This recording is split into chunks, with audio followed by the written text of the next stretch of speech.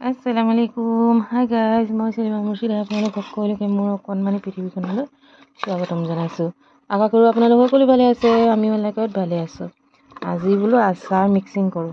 এইখিনি আচাৰ বহুত পুৰণি বীজ জলকীয়া অলপ আছিলে, বহুত পুৰণি, কিমান পুৰণি ঠিকনা নাই আৰু 10 বছৰ 11 বছৰ পুৰণি।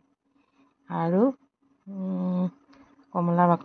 কমলাৰ বাকলি জলফাই আম কঁঠাল এইবিলাক চব বেলেগে বেলেগে ভৰাই থোৱা। আজি এইখিনি মিক্স কৰিছোঁ। বীজ জলকীয়া মানে ইয়াত কিমান দিয়া হৈছে আৰু ঠিকনা নাই। 1 কেজিমান বীজ জলকীয়া আছে, বীজ জলকীয়া মিক্সিত মাৰি থোৱা 1 কেজিমান বীজ জলকীয়া দি থোৱা আছে।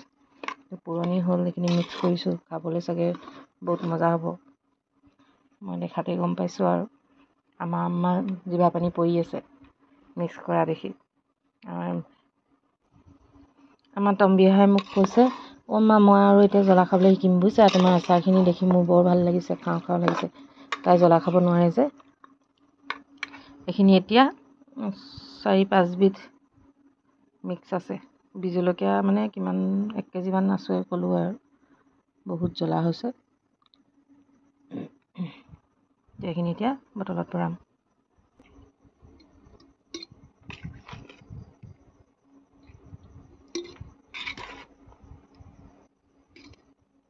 কি বটল হয় এতিয়া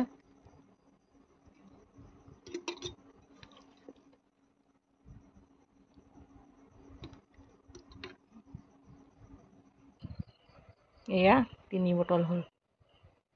3 বটল মানে 2 বটল আৰু আধা।